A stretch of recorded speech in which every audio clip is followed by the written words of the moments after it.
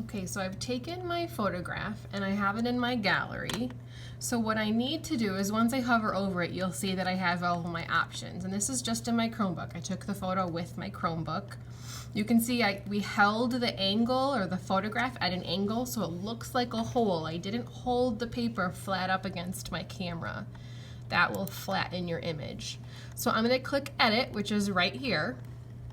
And I'm going to click on Crop because I want to crop out any of the background that I don't need.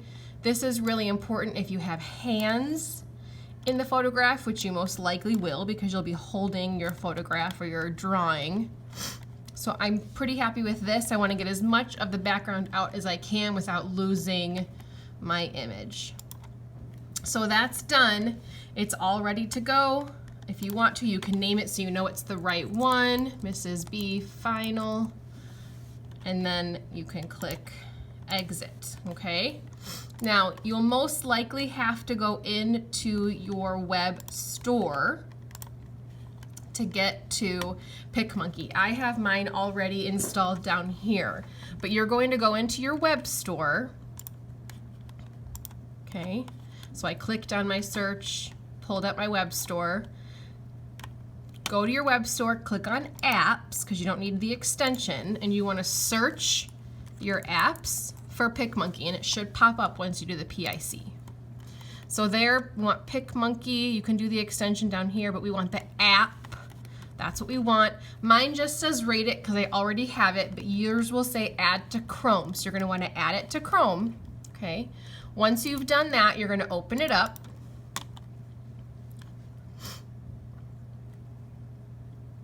It's going to open up as a web page. Now I'm already logged in, but I'm going to log out so that you can see what it looks like. This is the screen that you're going to come to. You need to log in as me, okay, because I have the paid version, not the free version, and we need the paid version for this. So don't do anything here. You want to go up here and log in. So I'm going to log in, and you're going to type in my email address. And I'll write it on the board so that you have it. Okay, so krbanazinski@d47.org, and then the password is D47Art. D47Art, and click Login.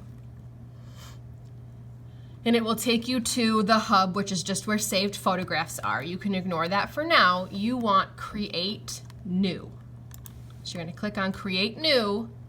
You're going to search from your computer because your image is in your gallery on your Chromebook. And I always like to say recent because it tends to pop up. See, Mrs. B Final. I'm going to click on that, click open. You can give it a name if you want. I'm going to keep it like that so I know that's what I want, and click create. Okay, so there that is. There's my photo. Okay, so now what I can think about doing is adding effects. So I want you to avoid adding any overlays that are going to distort your image, but what you want to do is add some graphics. And so your job is to make it look like things are coming out of that illusion that you created, that hole in the ground. I'm going to click on graphics, and you've got lots of different choices. Maybe you want an animal coming out. You can decide. I chose elements first because I thought it would make sense if things like firecrackers or smoke or fire was coming out of the hole, I guess, more than hearts and butterflies. But there are no rules. You can decide what's coming out. Let's see. Maybe I like these. So I'm going to click on that. Make it as big or as small as you want. It's going to kind of come off the page, and that's okay. Maybe I want this one here. Maybe that one will come here. Okay, you don't want to cover your illusion completely, okay? Now, when I go back to graphics, it'll bring up these again, but what I like to do is you can search too, if you're looking for something specific. Like if I type in text, it's going to give me all of these choices all the way through here, and I kind of like something like that that goes with my image. Maybe I'll put it in the middle of that firework there, or maybe I'll put it over here. Okay, maybe one of these. Wham. That kind of makes sense. Okay.